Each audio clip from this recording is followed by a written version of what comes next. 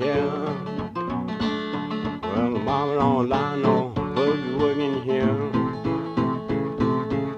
I don't care what your mama don't lie, gon' boogie woogie in the house. Don't lie, no boogie woogie here.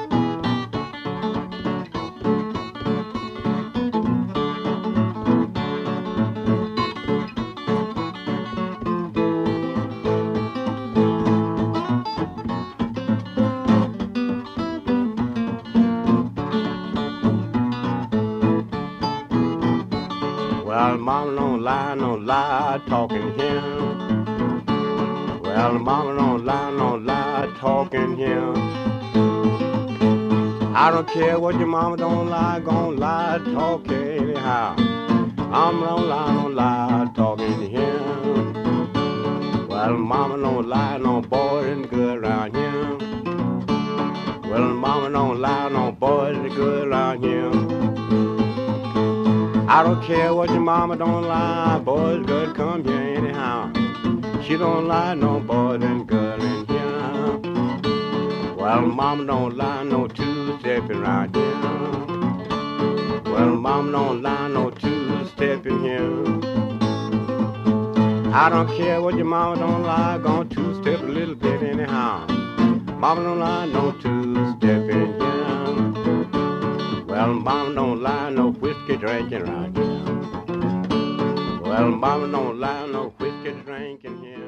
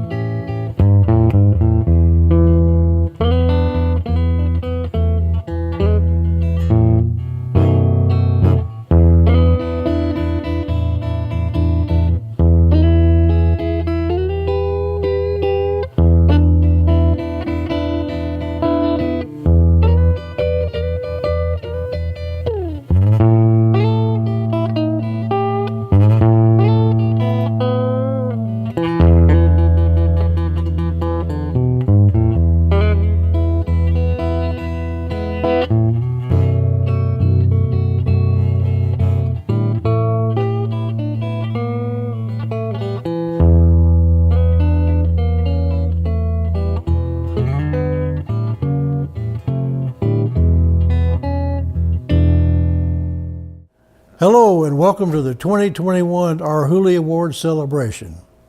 I'm Charlie Musselwhite, coming to you from the Shack Up Inn in Clarksdale, Mississippi. I was born in Mississippi, and I grew up not too far from here in Memphis, Tennessee. After many years in Chicago and hanging around learning from guys like Muddy Waters and Big Walter and Big Joe Williams and Little Walter and other heroes of mine, I made my way out to California, where Chris Rockwitz was nice enough to hire me to work in the Arhoolie Records warehouse. I even cut a couple of records for Chris, so it's a personal pleasure for me to be here. We've got a great program for you tonight. A combination of archival film from the Arhoolie Foundation vault and new performances by a range of artists inspired by the old stuff, many of them quite young, demonstrating again that the story of down-home American music is not only of the past, it continues on right now in the present. We're here to honor a few of the people who have kept that lamp trimmed and burning, the 2021 Arhoolie Award honorees. But what are these awards all about? The Arhoolie Awards are annual prizes presented by the Arhoolie Foundation, created to recognize and offer a little financial support to musicians, teachers, organizations, and others doing their part to help keep tradition-based music alive and well. We will be introducing you to this year's winners throughout the program, and along the way, we'll explore some of the traditions and history they represent.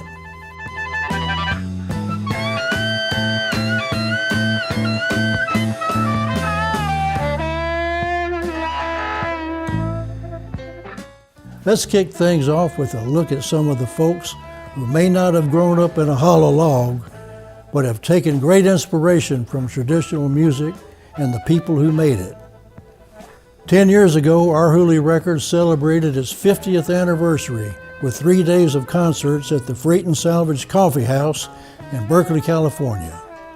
Among the highlights was a surprise guest appearance by singer Maria Muldaur, sitting in on a gutsy rendition of Memphis Minnie's 1941 classic, In My Girlish Days. We're going to do a song by Memphis Minnie about her youthful escapades, but they could just as easily have been written about my youthful escapades or any broad in this joint. It's called In My Girlish Days.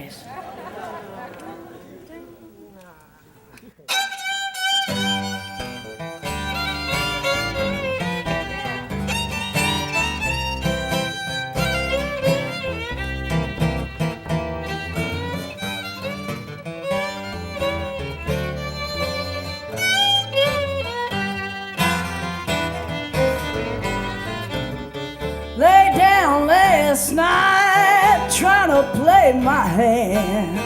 Through my window, I slipped a man. I didn't know no better. Whoa, boy, in my girlish days.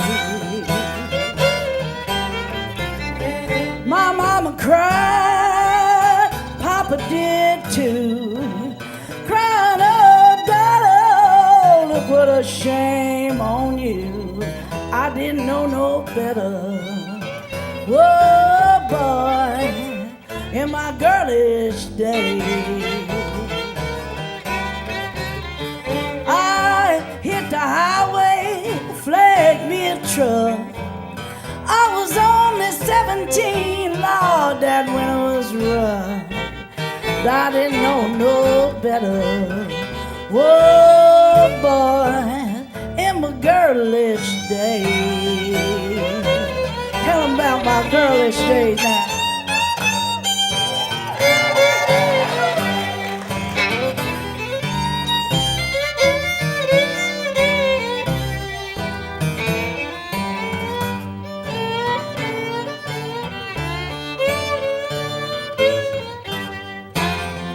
I'll do it one more time.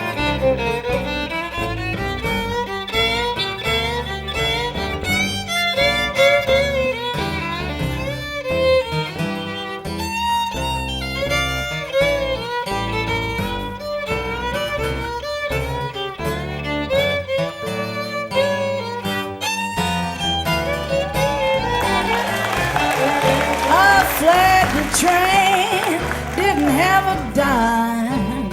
I was trying to run away from that old home of mine, but I didn't know no better. Whoa, boys, in my girlish days.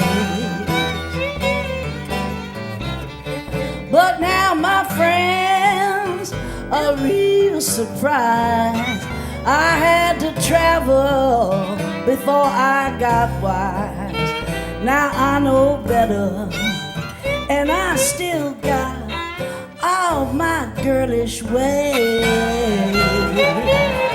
Oh, yeah. play the blues again.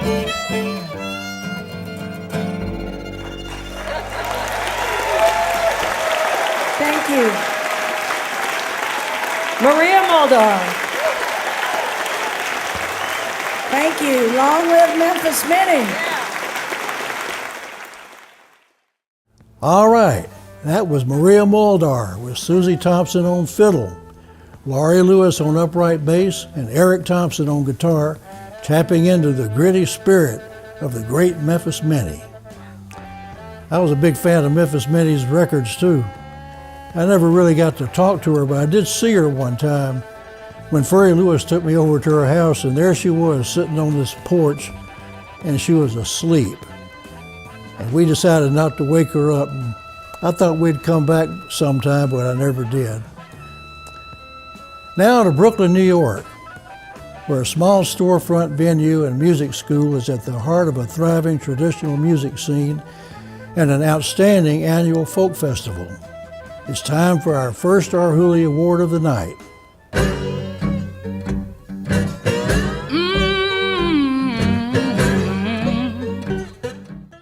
The Jalopy Theater is a venue in Red Hook, Brooklyn, one of the finest in the city of New York, dedicated to the service and presentation of the greatest of folk musics from various cultures. Jalopy promotes and preserves musical traditions from the Americas, but also from all over the world, and through performances, but also through education, through teaching, and through other types of activities that really do bring the community together to get to know these musical traditions and to learn them practically as well. We provide music education both for adults and children. We focus on teaching in community. So our classes are group classes where people are sharing and learning together.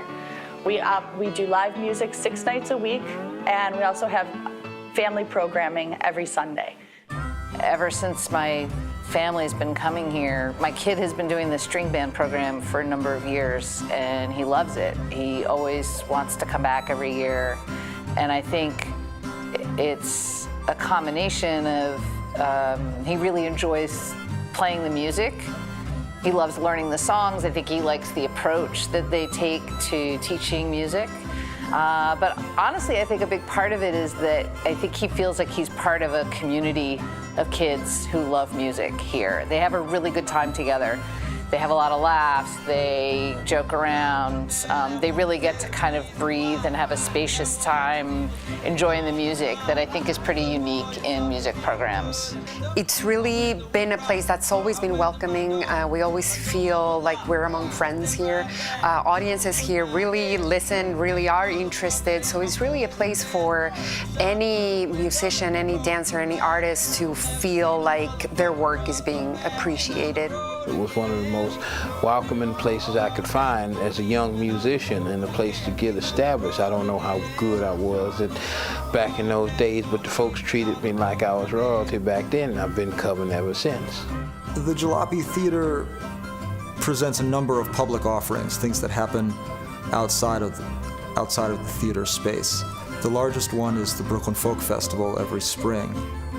So every year we bring in musicians not only from New York City, but from Appalachia, from the Deep South, from out west, and even from other countries.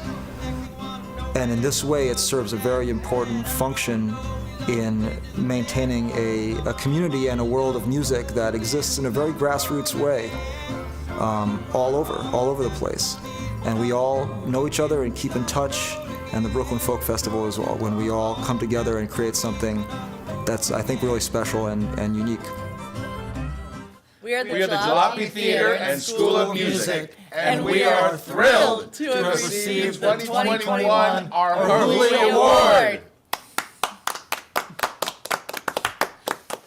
Congratulations to Jeff and Lynette Wiley, Eli Smith, and all the teachers, students, musicians, and fans who make the Jalopy Theater what it is. Let's take a look inside the theater now, where banjo player and singer Nora Brown has taken the stage. At 16, she's already a key figure in the newest generation of young musicians taking up the mantle of the old-time music.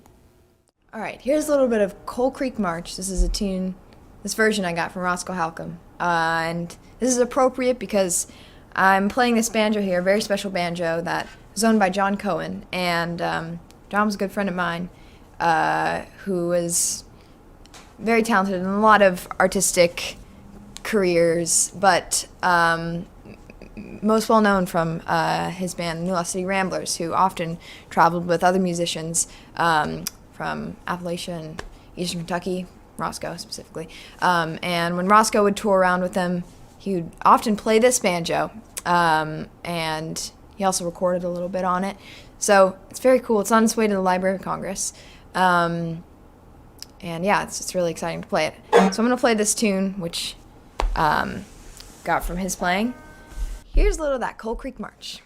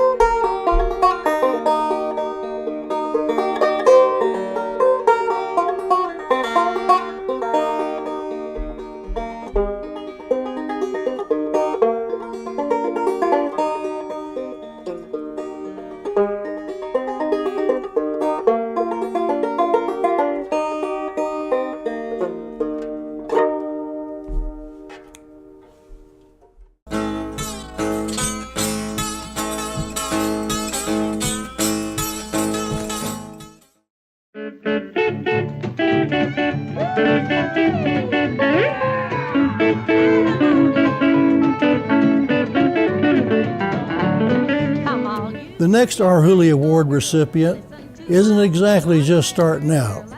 He's been around a long time to have turned down a drink from Hank Williams. First, let's take a look at some California country royalty. Woody Guthrie called the Maddox brothers and Rose the best hill country string band in these 48 states of ours. The power in their music and singing, he wrote, is older and stronger than any known or unknown form of atomic energy. A poor sharecropping family from Alabama, the Maddoxes set out for California in 1933 when Rose and her 4 brothers were still children. They found work in the fruit orchards near Modesto and sang around campfires in the hobo jungles where they lived. By the mid-1940s and into the 50s, the Maddox brothers and Rose had blossomed into one of the biggest names and attractions in California country music, and Rose herself into one of the great pioneer women voices of country music history, period. Here she is on stage in 1990. It's not her brothers behind her, but it's a fine country band made up of her grandson, Donnie Maddox, on bass, guitar, and harmony vocals, Bob Elecno on guitar, Joe Goldmark on pedal steel, Kevin Wimmer on fiddle, and Sam Siggins on drums. Turns out they had never played together before. It sure doesn't sound like it.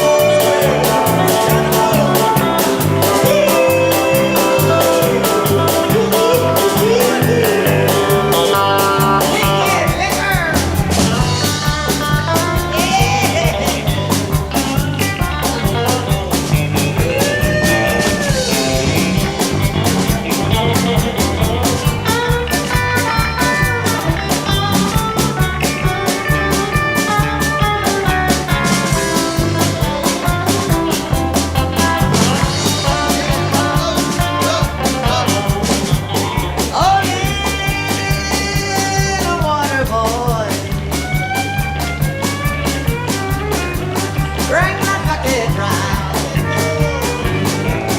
If you don't like your job, set that water bucket down.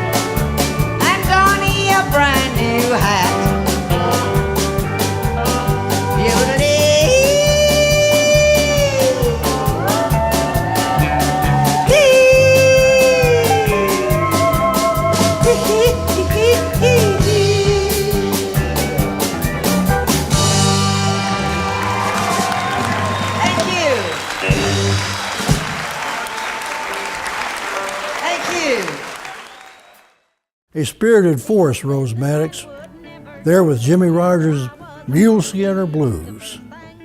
Is a new, powerful female voice in country music rising up right now in Oakland, California. Mikko Marks has been around a little while, but it hadn't been easy for her to break into country music, still struggling to break the mold. Not too many black women have found success as country singers. Her first album in 12 years, Our Country, challenges stylistic boundaries and carries with it, in her words, a message of unity and outspokenness for black musicians in country music and beyond. Here they are with Move It On Over by Hank Williams. But you can bet Miko takes her inspiration from the Rose Maddox version.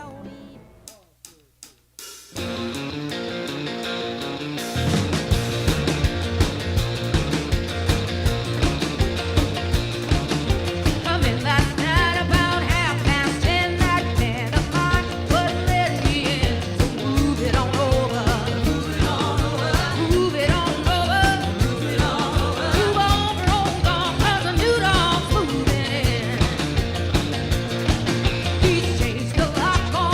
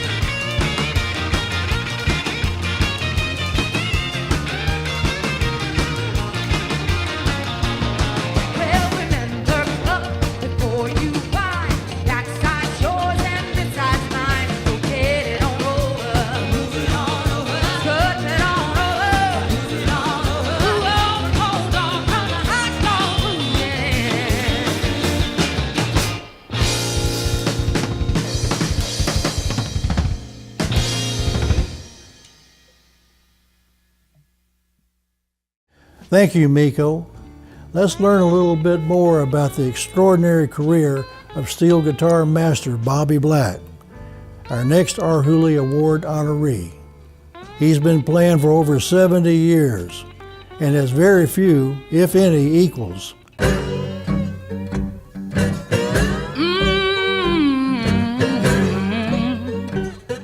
When Bobby Black was a teenager, he had no idea how to tune his lap steel, so he wrote a fan letter to steel guitar giant Jerry Byrd at the Grand Ole Opry, asking him how he did it.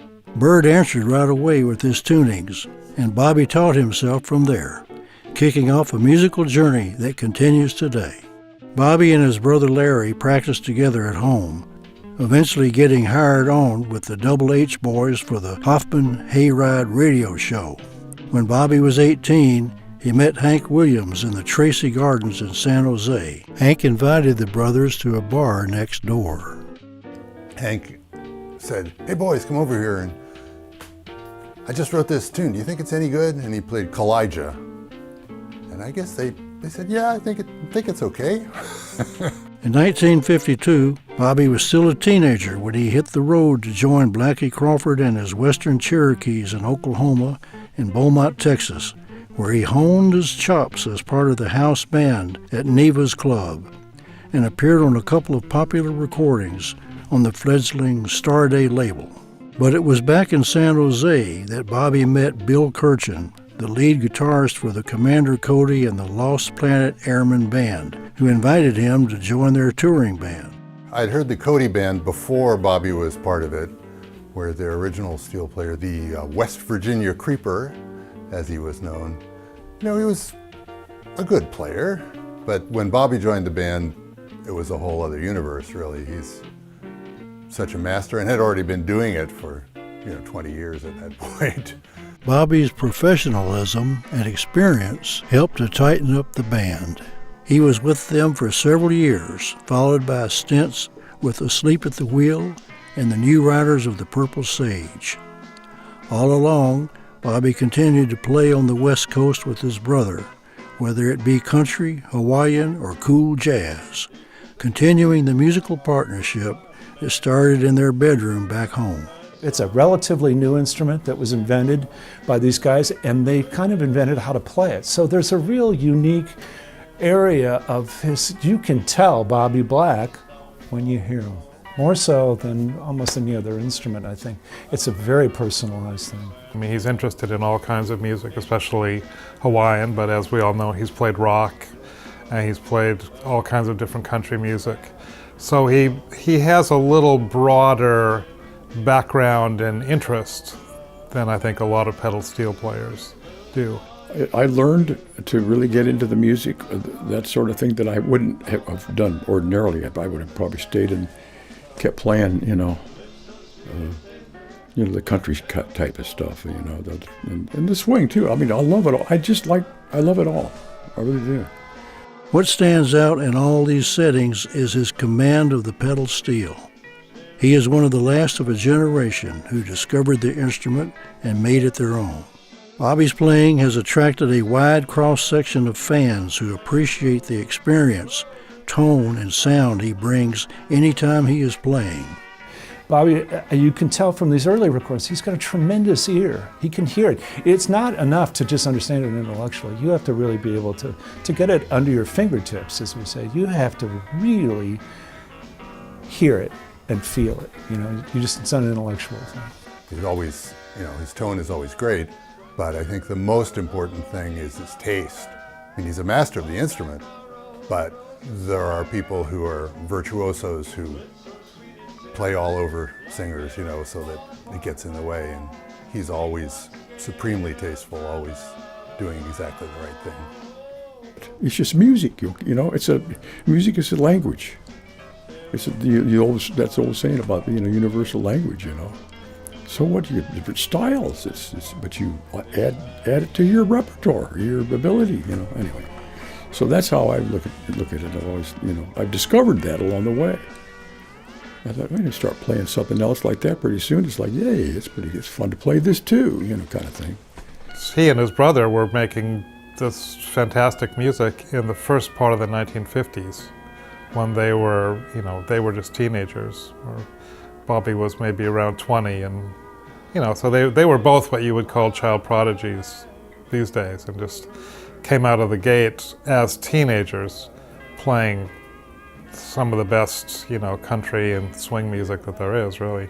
Bobby is a wonderful human being, and everyone who meets him is utterly charmed by him. He's a very, very gentle and sensitive person, very modest about his own talents, and some people call him the Buddha of the pedal steel, because he's so calm and always smiling and wonderful. Join us congratulating Bobby Black on winning the 2021 Arhoolie Award. I'd like to thank the entire Arhoolie Foundation for bestowing upon me this great honor. And I'd also like to send some special thanks to Laurie Lewis for nominating me. And, music has always been a part of my life, and it's gratifying to be recognized this way and to be appreciated for whatever small contributions I was ever able to make to the industry. And I'm grateful to everyone who supported me through this musical journey of mine. And I'll treasure this award for the rest of my days.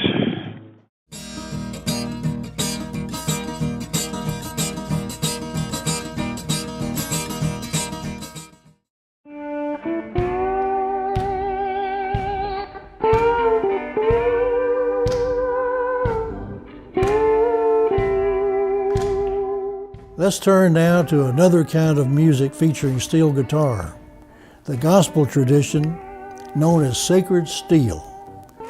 Sacred steel is high-powered praise music centered around the wail and cry of pedal and lap steel guitar. It comes out of the House of God Holiness Pentecostal Church, where it remained for decades until the early 1990s, when with the help of folklorist Bob Stone and Chris Strockwitz of Arhoolie, it started making its way into the world at large. Musician and bandleader Alvin Lee came up immersed in steel guitar music at the House of God Church in Perrine, Florida, where his father was pastor. He and his brothers held down the church band, and House of God Perrine came to be known within the greater church for its musical excellence and innovation. Alvin played guitar and bass. His brother Glenn Lee was one of the most influential pedal steel players in the state of Florida. When Glenn died in 2000 at the age of 32, Alvin reformed the band and took it out of the church and onto the road as the Lee Boys. And they've been going ever since. We are thrilled to have Alvin here with us now, recorded live in Houston, Texas, with 30-year-old pedal steel player Dontrell Wright, who also grew up in House of God, and who takes Glenn Lee to be his role model on steel.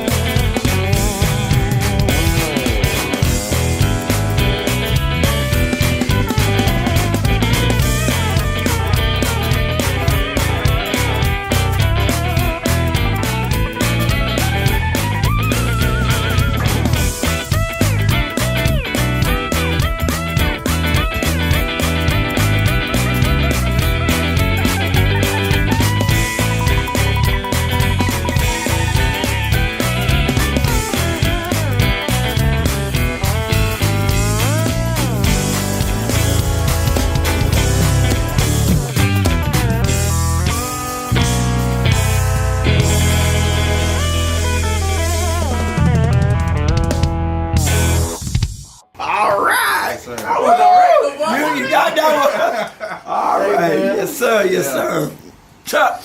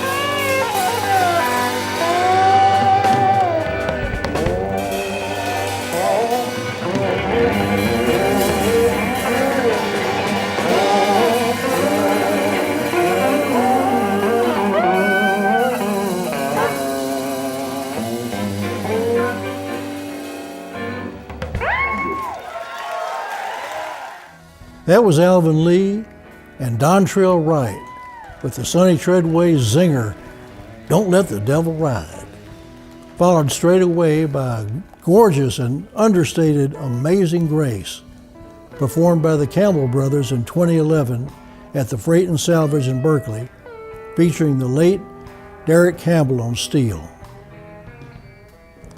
The guy on pedal steel, Chuck Campbell, is our next Arhoolie Award recipient, an innovator on his instrument, a leader in his greater musical community, and a mentor to many. Chuck has done as much as anyone to carry on and even grow the sacred steel tradition. Let's take a closer look at 2021 Arhoolie Award honoree Chuck Campbell.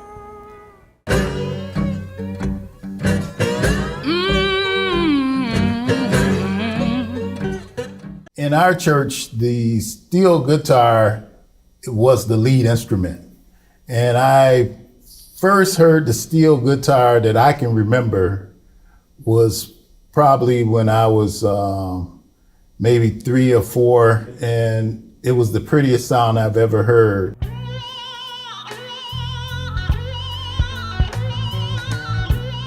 The tradition started off really just from our perspective on the lap steel. You know, they started off on the 6 string and then it moved up to like the 10 string. Then from there it started with the pedal steel, and Chuck was a big influence on that transition. I asked my father to buy me a pedal steel, and of course he was like, I don't know what you need with a pedal steel. Nobody plays that in our church. It was a chance encounter with pedal steel master and steel guitar Hall of Famer Jimmy Day that changed his father's tune. What really made me want to do pedal steel is we have our national convention in Nashville every year. And what happened was we decided to go by Showbud, Shot Jackson's shop. And in the shop was Jimmy Day. He was just tuning up and pressing the pedals, and I never heard nothing like this. He had a wine bottle there, And my father said, "Could you play something?" He just started playing Amazing Grace while he was drinking the wine bottle without the bar. And my father and I looked at each other. We was like, "Oh no, no!" And it was so pretty the way he was playing, and he just drank a little bit and played without, and drank a little bit, and put. I don't know if this was showmanship or what it was, but the only thing I know is after he did that, I had to have a pedal steel guitar. His new instrument opened up worlds of sonic possibility, but with all its pedals and levers and potential tunings, it took something of a mechanic to get it working just the way you wanted. The pedal steel allows you to program the knee levers and the pedals and different, where you go up or down 2 or 3 semitones and at a time. The only problem is you have to go through so much to change the pedals that it could take you anywhere from a whole day to weeks to get it back together, and before you find out the results. Chuck's mechanical talent stood out from early on. In fact, he was just 15 years old when his hero, Calvin Cook, invited him to set up the tuning on his pedal steel. The first time I heard him play the setup in church was from a tape in Nashville, and I couldn't believe what he was doing with it. By Calvin asking me to set up his steel and then putting the word out that I did it, I became the guru, and I was a prodigy. It was just, I understood what I was doing, and it was just came natural. So it was definitely a gift from God. Calvin Cook and most of the guys in the church still use Chuck's setup today.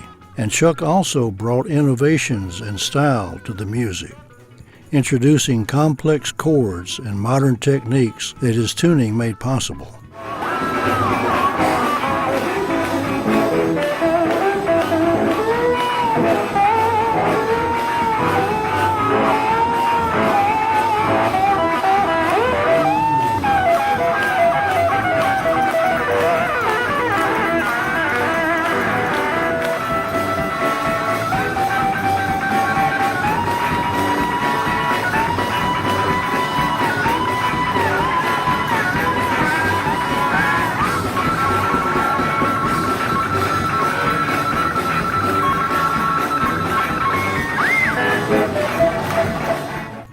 We was used to just the regular single pedal lap steel, but Chuck introduced all that fast picking, all those different type of chordings to us, and that's really was, turned us on to Chuck.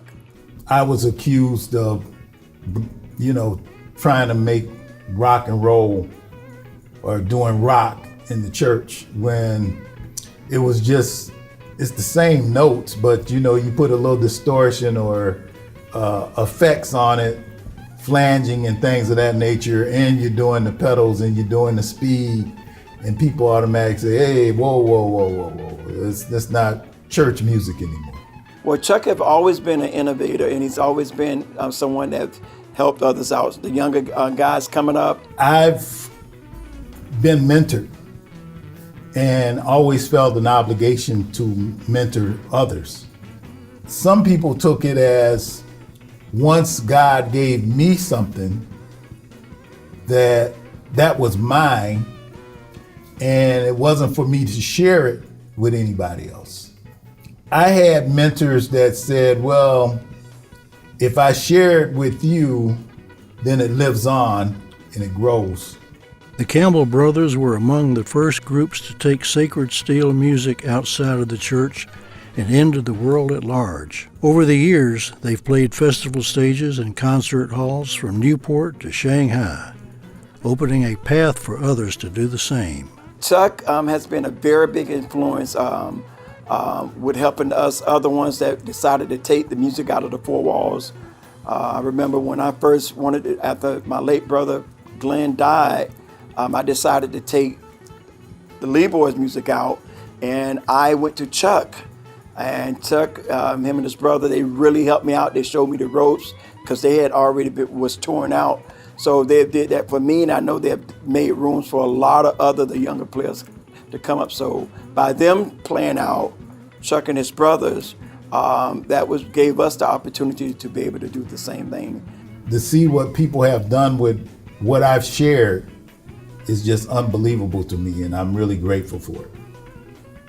I'm Chuck Campbell, and I was just humbled and thrilled to win the 2021 Arhoolie Award. This is the 2021 Arhoolie Awards celebration. If you'd like to support these awards or dive into the Foundation's considerable online archive of photos, videos, interviews, and more, visit arhoolie.org, and please consider making a donation. I did. For a behind-the-scenes look at an extraordinary archive of roots music, follow us on Facebook, Instagram, Twitter, and YouTube today.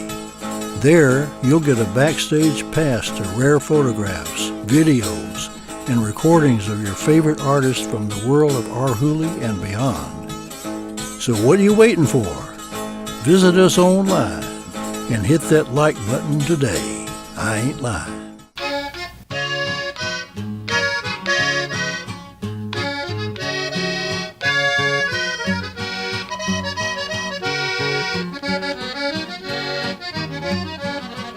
We move now from praise music of the church to songs of the street and cantina. A look of three artists. First, a legend of Chicano music, then a breathtaking sister duetto, and finally a Mexican songster from just across the border who also happens to be our next Arhoolie Award honoree. The Mexican-American songbook covers all aspects of Chicano life, from love and betrayal, to personal identity, to issues of grave injustice. Beloved composer and troubadour Lalo Guerrero touched it all with penetrating directness and often great humor. You can't talk about the history of Mexican-American music, said Chris Stronkwitz, without mentioning Lalo Guerrero.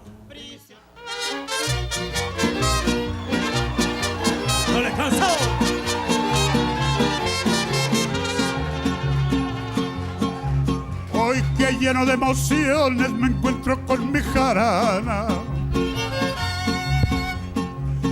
Voy a rendir homenaje a la canción mexicana. Voy a rendir homenaje a la canción más galana, la canción más primorosa que es la canción mexicana.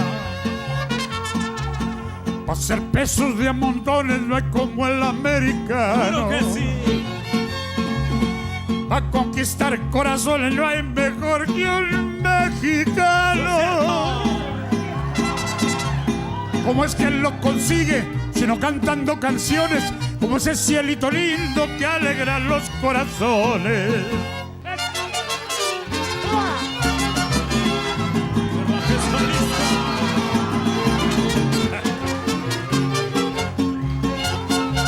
Es la canción mexicana la que se merece honor de ser la más primorosa y alimento en el amor. Hay canciones extranjeras que alborotan la pasión, ni una se compara con esta bella canción. Si Adelita quisiera ser mi novia, si Adelita fuera mi mujer, le compraría un vestido de seda para llevarla a bailar al cuartel.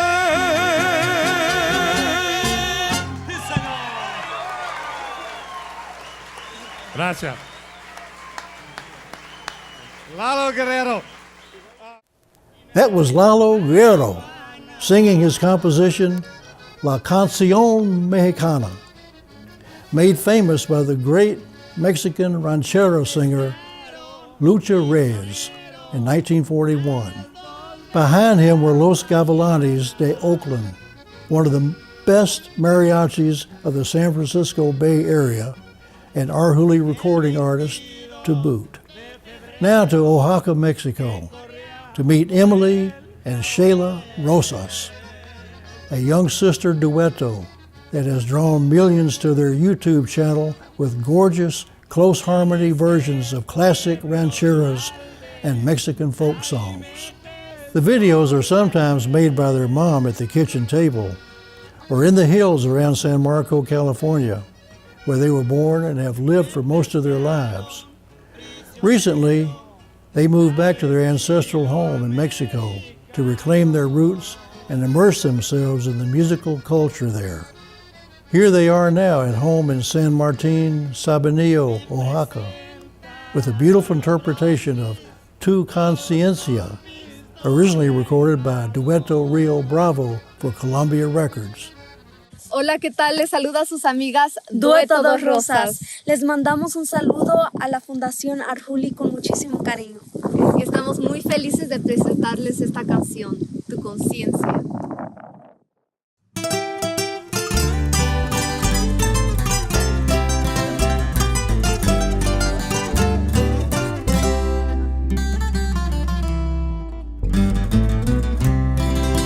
Todo muere, todo acaba, pero en mí se quedaron recuerdos que no han de borrarse. Más que todo, tus mentiras se quedaron grabadas en mi alma y no van a olvidarse. Poco a poco, lentamente, en mis sienes se van dibujando las nieves del tiempo y no puedo aborrecerte, a pesar de que hay muchos motivos que sigo queriendo. Cielo azul con luceros y estrellas forman un mar con mi amargo dolor. Mientras yo viva muriendo de pena, quizá en otros brazos tú mueres de amor.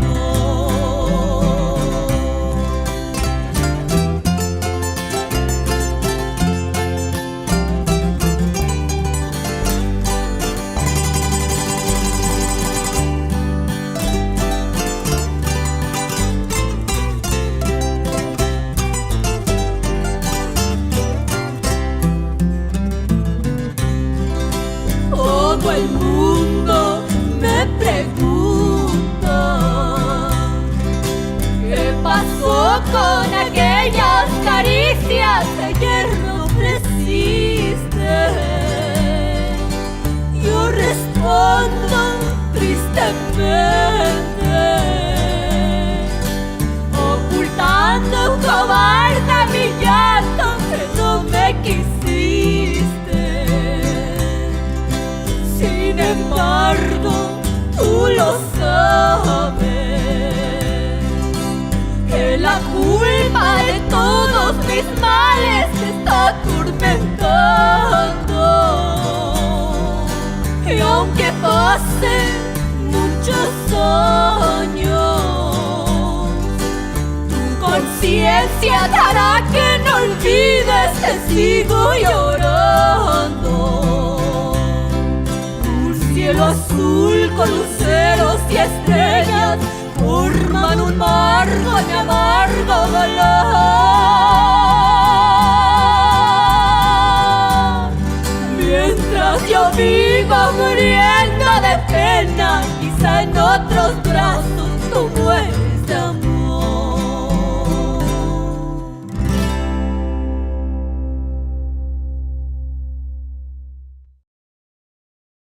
By 1971, Chris had long been a fan of Mexican music, but he hadn't recorded any of it for Arhoolie. That all changed in a small cantina in Piedras Negras, Mexico, where he caught up with local trio Los Pingüinos del Norte and their remarkable leader, Ruben Castillo Juarez, also known as the Penguin, our next Arhoolie Award recipient.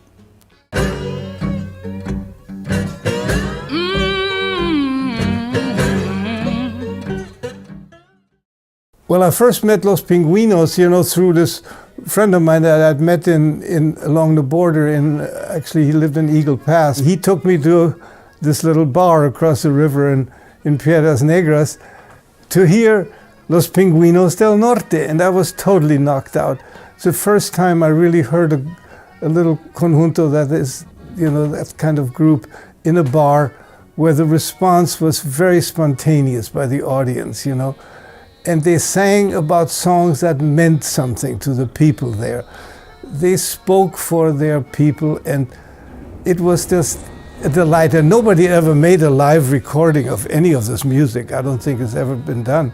Chris released a full-length LP of Los Pingüinos later that year. He returned there in 1975 to record them again for his groundbreaking film with Les Blanc, Chulas Fronteras.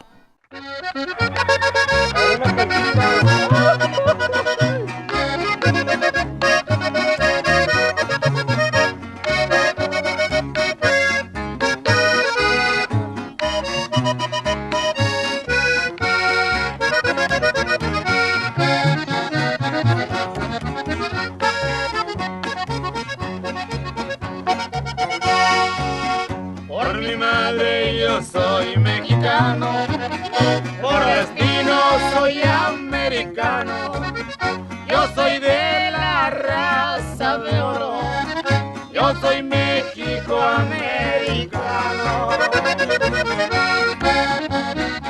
Chulas Fronteras was an amazing vehicle in terms of bringing light to him as a musician, as a songster, as a conservationist of the culture that he's representing. And the role that he played in that film fit perfectly because not only is he what I consider a main protagonist in the film, but he's also one of the driving voices behind that musically. And I compare him to kind of Mance Lipscomb, who is this great songster in Texas, who had this amazing repertoire, who never called himself a blues singer. He called himself a songster because they played all kinds of songs. And so do these people, but the most interesting ones are these corridos, which are these narrative ballads, that are of local interest to people.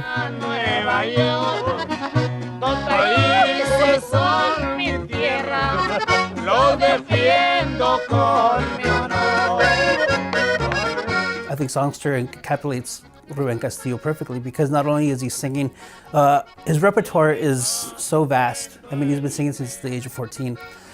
And in order for you to sort of make a living behind it, you have to not only sing your own compositions, but you also have to incorporate a lot of the what's happening. Decades after their first sessions, Chris returned to Piedras Negras to capture the sound of Ruben and Los Pingüinos once again. And the next year, put out the second Pingüinos Arhoolie album, Trovadores de la Frontera. A recording I made in the year 2000 was actually at the end of it was a very cold day outside his house in Piedras Negras, and it was just a perfect recording session. They did the whole album, as I videotaped it, you see, in one non-stop session. And they were just perfect.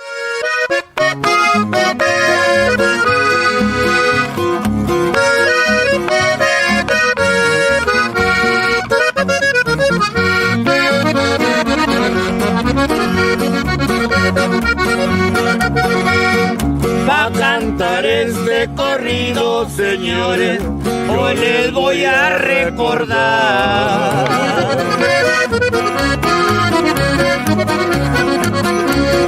una historia conocida, yo les voy a relatar, allá en Guerrero, Coahuila.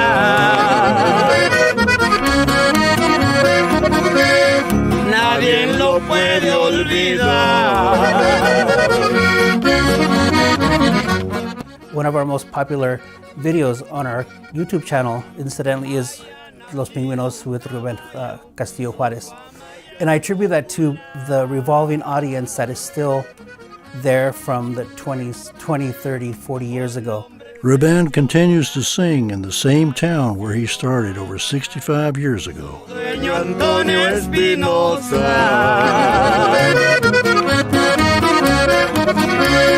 Saber perder y ganar.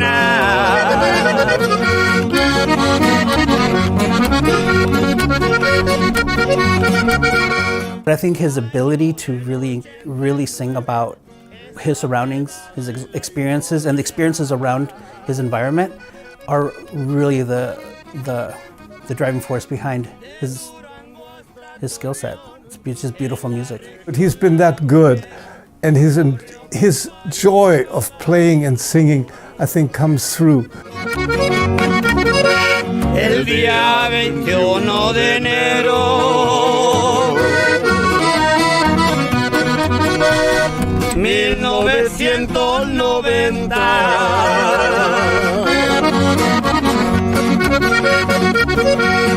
cuando corrió en Villa Unión con una yegua ligera, tiene por nombre La Bruja. Con quien perdió la carrera.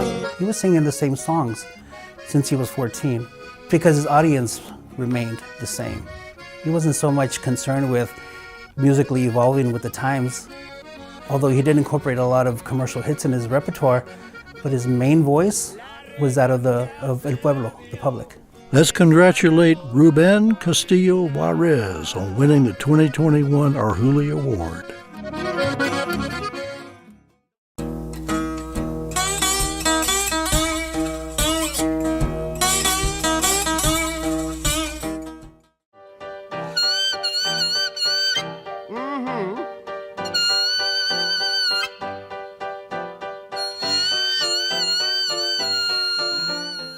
Tonight, we've already recognized two masters of pedal steel guitar, in Bobby Black and Chuck Campbell.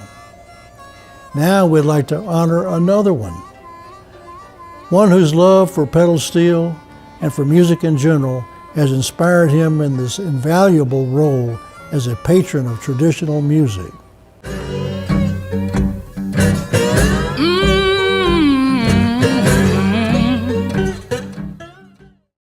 Ed Littlefield comes from a California family that valued music and supported their community. His mother loved opera, but Ed fell hard for the sweet sound of the pedal steel. I was at Stanford and I heard a recording of Ian and Sylvia. And I think the tune was Jinks and Johnson's. And they had a guy named Weldon Myrick playing pedal steel guitar. Whoa! What was that? I don't know what a pedal steel guitar is, but I am going to learn how to play one of those. And I just knew at that point I was absolutely born to play this instrument. And there wasn't any doubt at all. And within a few weeks I was borrowing that guitar and making money with it. He played in bands, worked the circuit, particularly in the Northwest, and you can still find him today behind the steel for Marley's Ghost. He has played with Emmylou Harris, Bob Weir, Marc and Anne Savoy, and many others. And like his love and dedication to pedal steel, Ed has made it a point to invest in traditional music.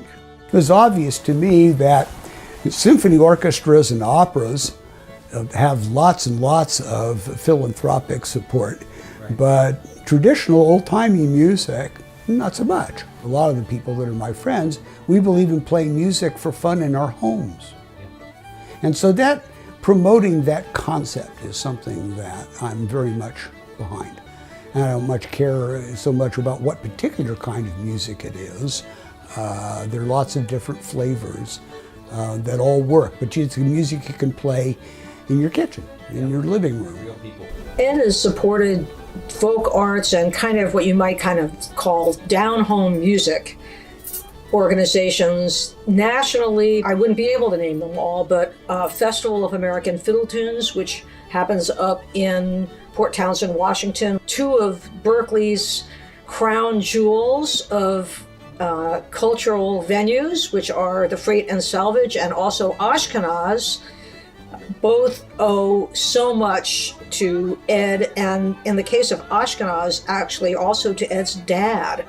It goes back generations. He also supports the Berkeley Old Time Music Convention, which is a festival of old time music that happens every September. And he's supported nationally, I know he's supported the American Country Dance Society, and I'm sure there are countless others that I'm forgetting at the moment. But his influence on stabilizing these down-home music kind of organizations is unparalleled. A lot of my projects I do come across because I know the people that are involved in the project. Sure. Jay Unger and Molly Mason have run an outfit up in upstate New York outside of Woodstock called the Shokin Dance Camp. There's another one that I've been supporting called Swamp in the City in New York. I haven't attended, but I think the concept's good. Ed's support of traditional music and traditional arts organizations is so important because these kinds of down-home art forms traditionally don't have access to the same kind of funding that your more classical forms or more elite forms of art have. You know, a philosopher teaches you how to lead a good life. What is the good life? And it requires a little thinking, but playing good music and listening to such things is part of the good life. And philanthropy is not too much of a price to pay to have a warm, cozy little spot in the sunshine. Ed served as the major donor who helped facilitate the transfer of Arhoolie Records to the Smithsonian. Coupled with his ongoing support to Arhoolie, traditional musicians, and arts organizations, we are honoring him with a special Arhoolie Award, patron of the traditional arts. And I would be delighted to be recognized for the Arhoolie thing. I have had several friends that have commented on my gift to Arhoolie to the Smithsonian. Some people think that might have been the smartest thing I ever did. My mom and dad did a wonderful thing teaching my brother and my sister and I about philanthropy and how much fun it can be, and you can support all kinds of worthy things and persuade other people, that it might be a good idea to do this as well. Congratulations to Ed Littlefield on your 2021 Arhoolie Award, and thank you again for all that you do to help keep traditional music going strong. While we're here, why don't we get a good look at Ed's chops on pedal steel? Here's a clip from the vault. Ed sitting in and holding his own with the Savoy Smith Cajun Band at the Great American Music Hall in San Francisco.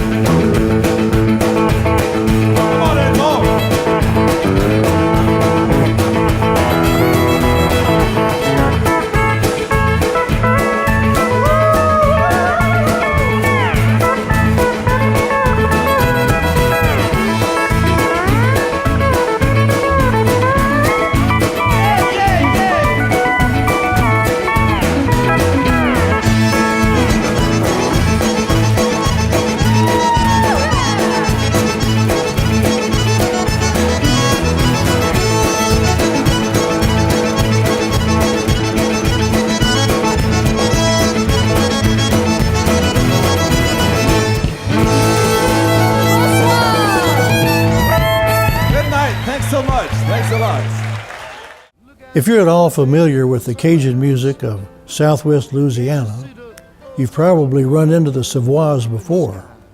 So you know Marc and Ann aren't the only musicians in the family. Brothers Joel and Wilson Savoy are making names for themselves as well. Joel is the man behind Arhoolie Records, a label with its finger on the pulse of what's going on down their way, especially among younger musicians coming up. And Wilson as leader of the hard-driving Cajun band, the Pine Leaf Boys, who have 2 albums on Arhoolie and a couple on Arhoolie as well. We asked the Savoy Brothers if they could put something together for this show and honor their friend Ed. We don't think you'll be disappointed. Here with their version of Poor Hobo by the king of Cajun swing, Harry Choates, or Wilson Savoy on piano and Joel Savoy on, well, everything else.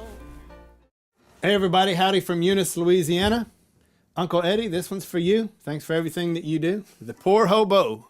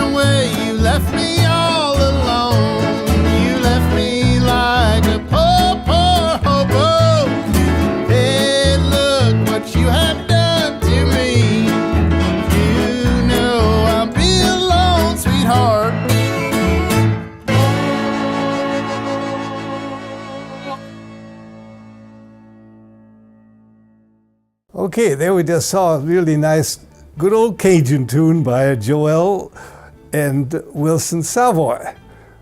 Longtime friends who I'd known ever since they were little bambinos. Anyway, and now we're going to go to Charlie Musselwhite. We would like to honor Charlie with the Chris Stockwitz Legacy Award. I think I first met Charlie Musselwhite back in the early 60s, it probably was, at the Jazz Record Mart in Chicago. Charlie was born in Mississippi, and you will know that by his accent. He grew up in Memphis and there actually met some of the really old timers from the 20s. But by the time he was living in Chicago, he was beginning to learn from the great blues giants of that era. He must have been noticed at South Side blues joints as one of the few white dudes, you know, in the club, but usually the only young guy too, the only young person, you know, because by that time blues was already kind of old folks music for much of the black community. But when they heard that this young guy could really play harmonica, they were fascinated and asked that he sit in with us. That's where he got his real up-to-date blues education. Not too many guys got that, and I think Charlie must be the last one standing. I hope he ain't, but it might be. At least he's still there. Congratulations. Okay, around 1968, he made his way out to California, and I happened to hire him to work in the Arhoolie warehouse as a packer and transport man who went to the post office and to the shipping docks, you know, for our big Japanese export orders with a van that was oftentimes really loaded down. That was the beginning of the good times in the blues record business. In '71, Charlie's first Arhoolie LP actually became the bestseller for Arhoolie that year. Musically, he's the real deal, and he's lived that life. It wasn't always easy, but he's been at it a long time now, and his music comes straight from the heart. He has made over 40 albums of his own and appeared on countless others by Tom Waits and Cyndi Lauper and Bonnie Raitt and John Lee Hooker, Ben Harper, and other cats, you know, that's just too many to name. And he has been recognized by many over the years by the Grammy folks, the Blues Music Awards, and the Blues Hall of Fame, which inducted him in 2010. Congratulations. But I will also always personally be grateful to Charlie Musselwhite for introducing me to my dear friend and guide in the world of Mexican music. Because when Les Blanc's lead to a Spanish woman here in Berkeley, trying to help me translate the songs I had just recorded by Los Pingüinos del Norte down in Piedras Negras, Coahuila, didn't work out at last because he simply said, "Who are these people? Where are they from? I can't understand a word they're singing." I happened to ask Charlie, "Do you happen to know anyone who speaks Spanish?" And Charlie, in his wonderful Mississippi accent, said, "I got just the right man for you." I said, "What's his name?" And he said, "James Nicolopoulos." And I said, "Come on, a Greek guy fluent in Spanish?" And Charlie once again said in his wonderful accent, "You better believe it." Congratulations to Charlie Musselwhite on his Arhoolie Legacy Award, and cheers to a long and wonderful friendship, and for everything I learned from him and through him. Keep on trucking. This award is so important to me because it represents a large part of my life, that knowing Chris Rockwitz and being involved with Arhoolie and the great music that we all love, and music from the heart is what I call it. It's not commercial baloney, but real music from real people about real things, and to be a part of this is just beyond words for me to tell you how deeply I'm moved, and I feel like, being involved with this, and I did a good thing, and I can look back on my life and be proud of this, and it means a lot. I can't thank you enough to Chris and Arhoolie.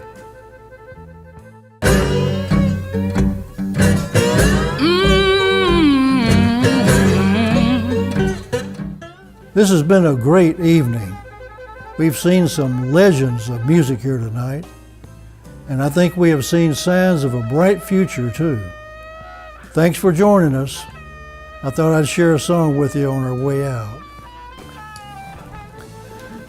Okay, here we go.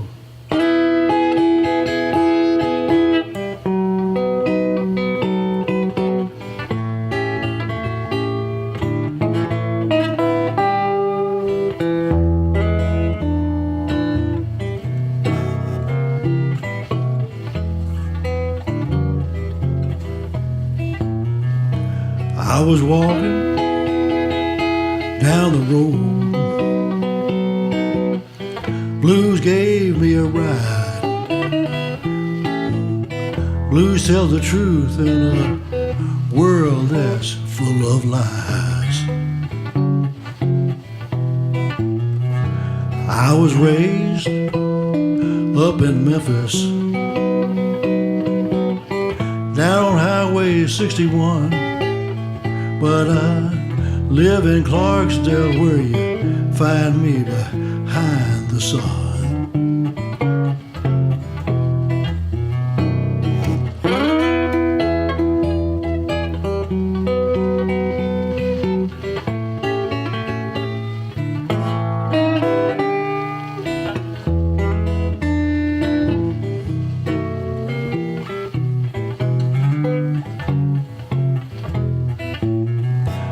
If blues stops for you,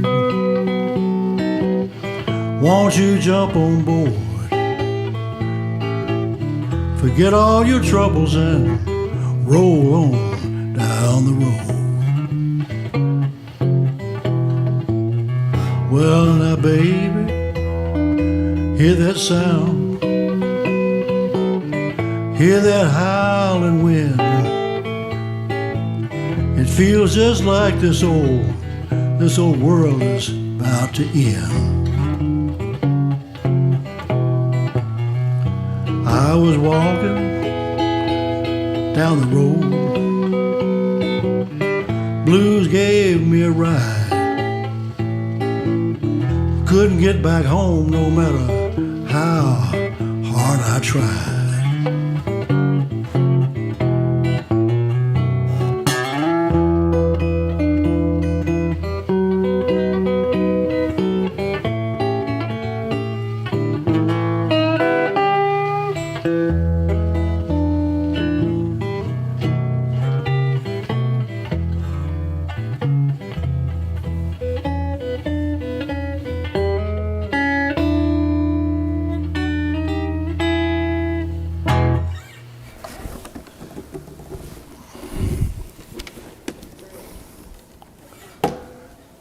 I ain't lying.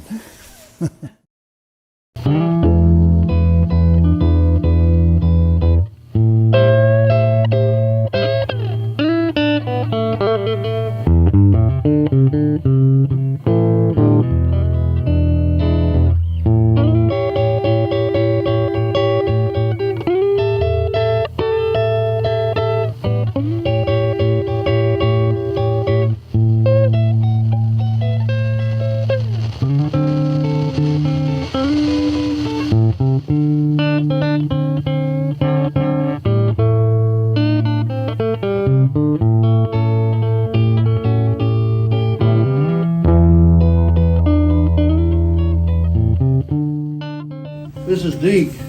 Hey, Deke. Howdy, I'm Deke. This is Deke's Harmonica Emporium Oasis. Everything harmonic. This is a picture of Deke and James Cotton and myself in Sugar Blue in Chicago. I tell everybody that indirectly we all learn from the man right there, Mr. James Cotton. Sugar and... True. Yeah, we all got something from James.